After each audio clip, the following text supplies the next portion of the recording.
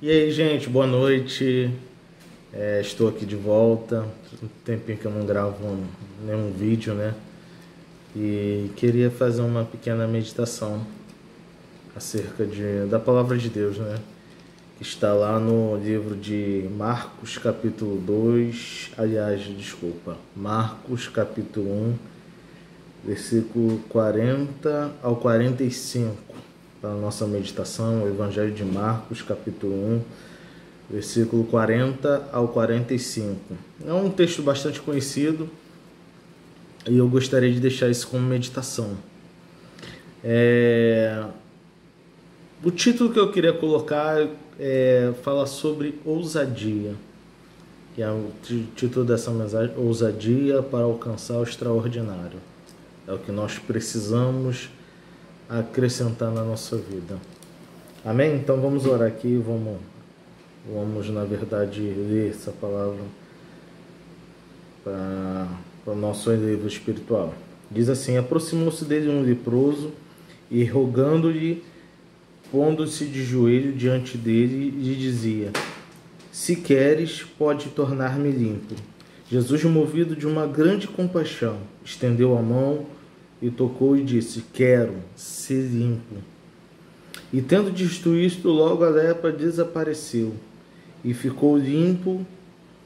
E advertindo-o severamente, logo o despediu e disse: olha, não diga nada a ninguém, porém vai, mostra-te ao sacerdote e oferece pela tua purificação o que Moisés determinou, para lhe servir de testemunho. Mas tendo ele saído, começou a pregoar muitas coisas e a divulgar o que acontecera, de sorte que Jesus não podia entrar publicamente na cidade, mas conservava-se fora em lugares desertos, e de todas as partes iam ter com ele. Faz uma reflexão acerca dessa palavra, né? Vou trazer um pouco o pano de fundo. A vida de um leproso não era nada fácil. A gente está falando de uma doença mortal que isolava a pessoa, principalmente naquela época, que era extremamente contagiosa, extremamente agressiva. Hoje a gente tem muitos recursos de medicação, como dizer, tecnologias, né, para amenizar esse impacto. Mas naquela época era muito rústico, não tinha muitos recursos. E aí o que acontecia? Primeira coisa, um leproso ele tinha que sair do seu convívio social, familiar, enfim, ele era afastado de todo e qualquer tipo de convívio. Até questão sanitária, para preservar sua família, seus amigos e a população, as pessoas que ele porventura viesse ter contato. Desculpa, naquela época era extremamente degradante essa situação. Por quê? Uma pessoa que tinha lepra, ela tinha necessariamente sair da cidade. Eles ficavam no vilarejo, existia um vilarejo que era próprio só para deixar leprosos lá, pessoas que estavam com essa dificuldade. E a situação desse leproso era extremamente caótica. Ou ele buscavam essa ação miraculosa para ficar liberto, livre dessa lepra, ou passivamente tinha que aguardar a morte, né? Porque a lepra, principalmente naquela época, arrebentava, tirava, arrancava as terminações nervosas e ia matando a pessoa aos poucos, né? Para um judeu, isso era extremamente ruim, porque a vida de um judeu, de um leproso naquela época, tudo estava intimamente entrelaçado. A vida política, social e religiosa. Enfim, tudo uma coisa influenciava a outra. Por isso era a necessidade de tirar ele da cidade, para que não viesse contaminar ninguém. E aí uma coisa também interessante que esse leproso ele teria todas as possibilidades de ser uma pessoa depressiva, passiva, porque a situação, a circunstância o colocava, o determinava que ele fosse assim. Exemplo, ele, como eu falei, não poderia entrar na cidade, ou seja, estava longe do seu convívio social. Quando ele acontecesse de alguém de forma inconsciente, de forma distraída, se aproximasse dele, ele tinha que instantaneamente tinha que alertar aquela pessoa que ele era leproso. Olha como é que era extremamente triste essa situação. E para alguns judeus, para não ficar cerimonialmente impuro, alguns até apelavam por apedrejamento, ou seja, se viesse se aproximar, digamos que eu fosse um judeu, e eu visse identificasse um leproso vindo na minha direção, alguns tinham essa atitude de pegar pedra e tacar naquele leproso com o intuito de afastar. Então, imagina a mente desse cara, imagina o coração desse homem diante de toda essa situação contrária. Mas, por incrível que pareça, ele não se deixou abater por suas circunstâncias. Antes, ele, com intrepidez, ele estava pronto para correr o risco. E a primeira coisa que eu pontuo aqui é o quanto você está disposto a alcançar aquilo que você tem proposto no teu coração. Envolve risco, tá? Então, é a primeira coisa que a gente tem que refletir. O risco que ele teve ao se aproximar de Jesus.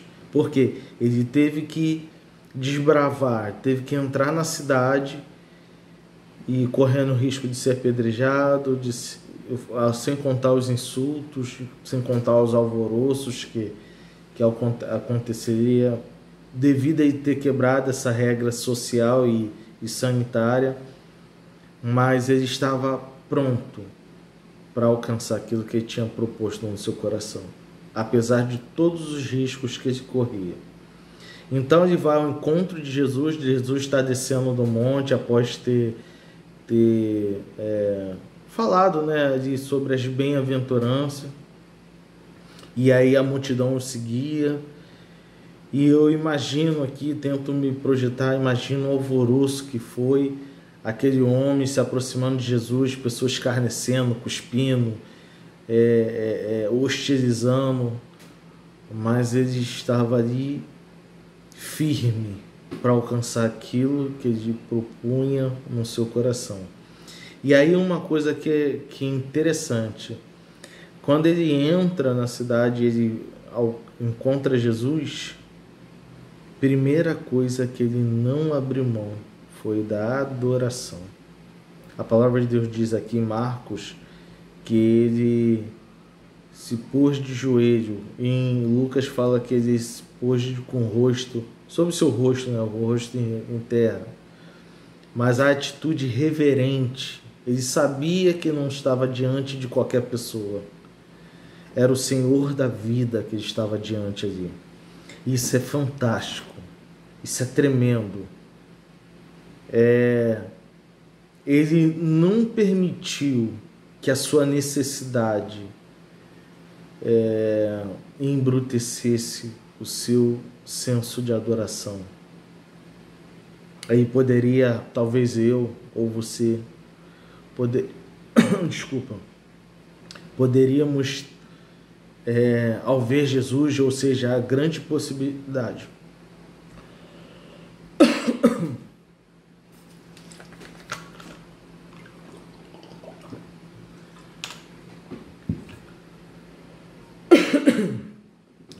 a grande possibilidade de mudar sua história. Ele poderia sair ali já abraçando Jesus, não querendo saber de nada, mas ele sabia de quem, diante de quem estava se aproximando. Então a palavra de Deus diz que ele se prostrou diante do Senhor e o adorou. E logo em seguida, ele, com uma atitude humilde, ele fala assim: se quiseres, pode me tornar são.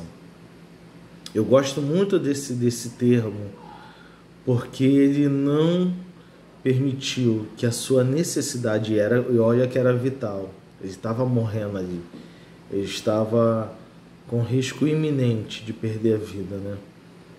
Mas ele não permitiu que toda aquela circunstância embrutecesse a sua adoração.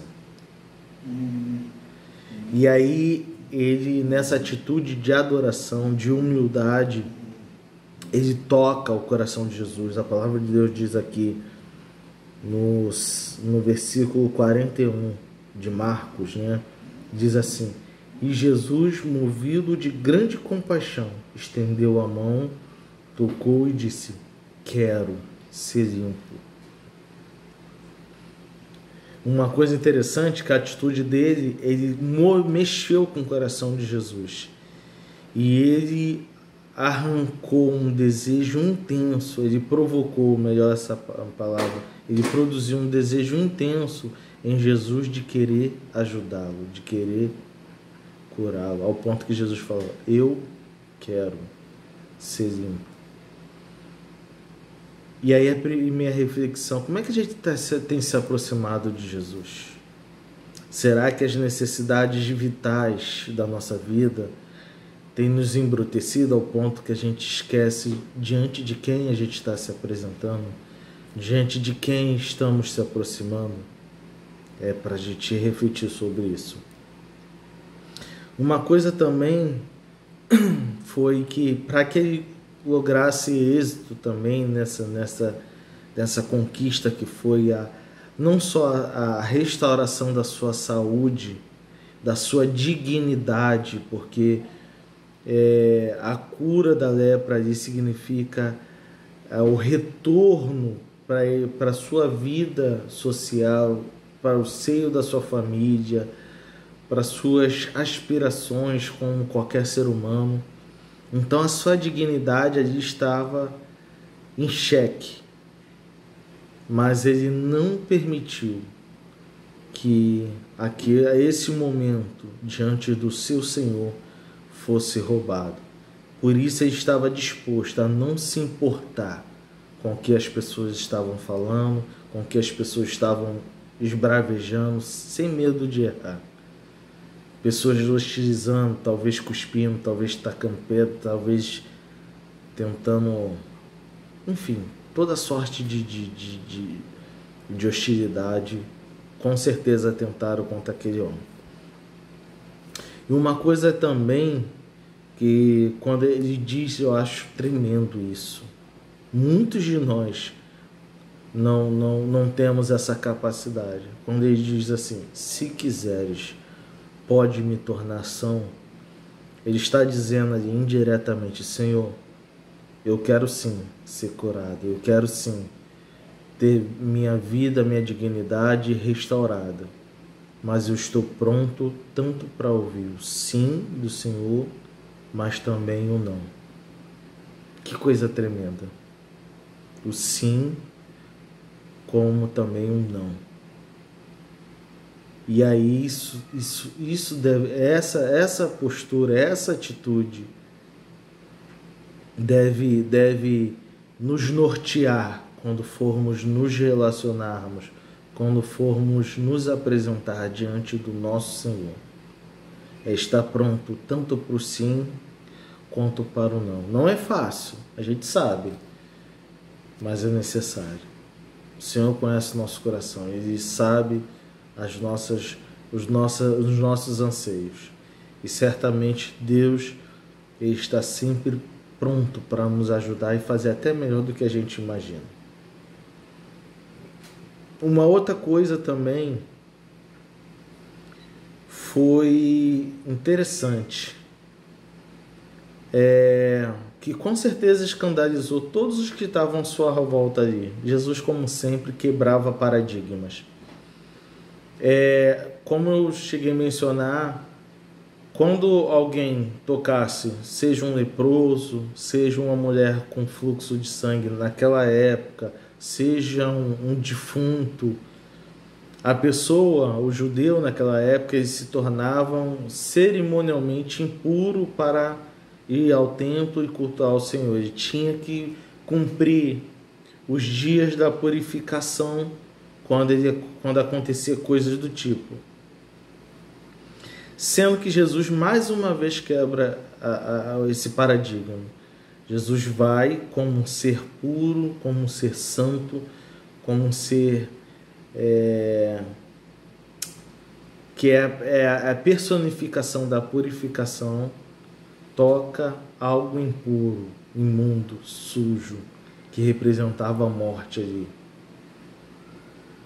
Certamente, muitos ali que estavam à sua volta, a Bíblia não diz, mas certamente se escandalizaram, porque Jesus ali, falando como humano, ele estava impuro. Mas só que Jesus contraria uma regra, né? Que quando você tem algo, quando algo limpo, puro, aquilo que está imaculado, toca algo que é sujo, impuro, pelo menos naquela época, espiritualmente se tornava impuro, mas Jesus quebra essa regra, ou seja, aquilo que é impuro, ele torna puro, ele torna límpido, ele torna, ele traz a sua normalidade, traz a natureza, traz o curso normal. Eu lembro de um texto que diz, para você que nesse momento está se achando indigno, para você que nesse momento pisou na bola, desagradou o Senhor, fez algo que escandalizou o seu nome, e hoje você está extremamente decepcionado, como aconteceu com Pedro e tantos outros na Bíblia e no percorrer da humanidade. Quem nunca passou por essa situação? Mas a gente está falando de um Deus que purifica, que muda o nosso quadro, que restaura a nossa vida, e assim Ele quer fazer na sua vida, meu amigo. Assim Ele quer fazer na nossa vida. Tem um texto que diz assim: vinde, argui-me, ainda que os vossos pecados sejam vermelhos como a escarlata, eu tornarei brancos como a neve.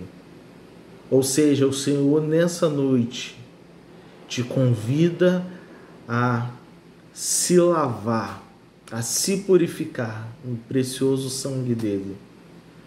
Crito nisto, dobre o seu joelho nesse momento. Clama ao Senhor a misericórdia, a graça, que o Senhor é tardio em irar-se, e prontamente, se Ele vê sinceridade no teu coração, Ele vai mudar seu quadro, Ele vai fazer como Ele fez aqui no leproso. Ele vai restaurar a sua vida, a sua dignidade, a sua espiritualidade, os seus sonhos, os seus anseios, os seus projetos. Aleluia! Bendito seja o nome do Senhor. Essa palavra que está sendo pregada aqui é de um Deus vivo, é de um Deus poderoso, é de um Deus que transforma vidas, é um Deus que muda a história de pessoas, e assim Ele quer fazer na sua vida. Bendito seja o nome do Senhor. E já caminhando para o final, uma coisa que Jesus fala no versículo 43 e 44, principalmente 43, diz assim: e advertindo-o severamente, o logo despediu. E aí diz assim, no 44, diz assim, disse: olha, não digas nada a ninguém, porém vai, mostra-te ao sacerdote e oferece pela tua purificação o que Moisés determinou para servir de testemunho. E aí a palavra de Deus diz que mais tendo ele saído, começou a pregoar as coisas e a divulgar o que acontecera, de sorte que Jesus não podia entrar publicamente na cidade. Eu me emociono porque aquele que bebeu da água da vida, que conheceu a graça de Deus, que teve a sua vida, a sua sorte mudada, não consegue mais ficar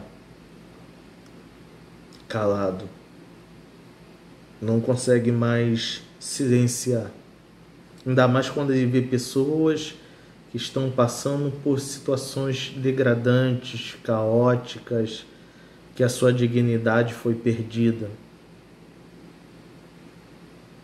Então eu entendo eu entendo a situação desse leproso. A alegria estava tão abundante no seu coração de saber que a sua dignidade foi restaurada.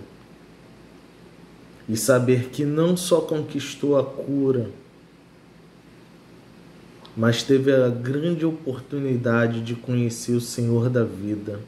E a sua vida, a sua história foi mudada.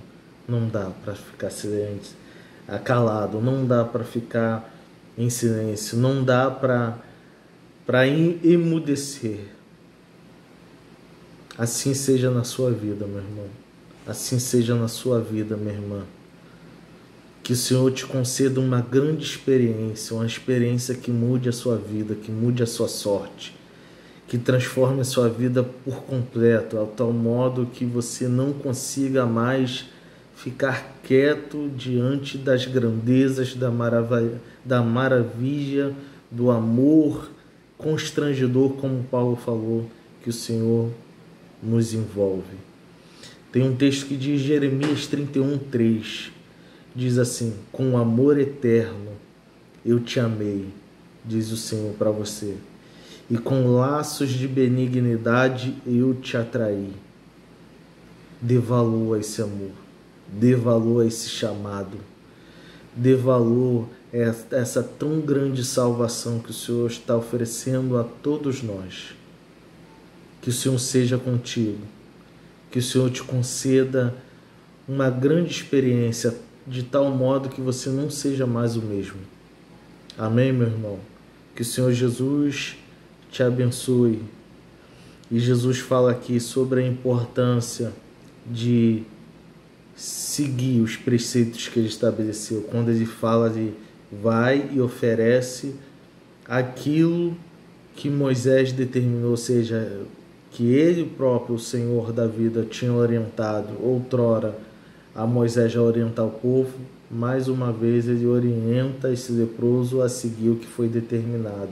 Ou seja, Deus não passa por cima daquilo que ele estabeleceu como um princípio para agradar a ninguém. Pelo contrário, ele a todo momento ele é coerente à sua palavra.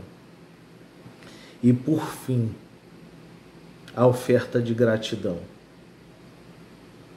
O que você tem ofertado como gratidão ao seu Senhor? A Jesus Cristo, que tem feito por você, pela sua família, que diante dessa pandemia tão devastadora, que infelizmente perdemos tantas vidas ao nosso redor, mas Ele tem te mantido de pé, Ele tem enviado a provisão, Ele tem te sustentado, Ele tem te abençoado de forma maravilhosa. Qual a oferta que você tem oferecido ao Senhor? Diante do Senhor, entre com alegria, entre com gratidão, e que essa alegria seja notória a todos, e que todos percebam que você é diferente, não por você mesmo, mas porque há uma palavra de salvação, uma palavra de restauração, uma palavra de graça sobre a sua vida. Que o Senhor te abençoe, que o Senhor te guarde, que o Senhor seja com a sua família, que a boa mão do Senhor esteja sobre seus sonhos e seus projetos. Deus te abençoe.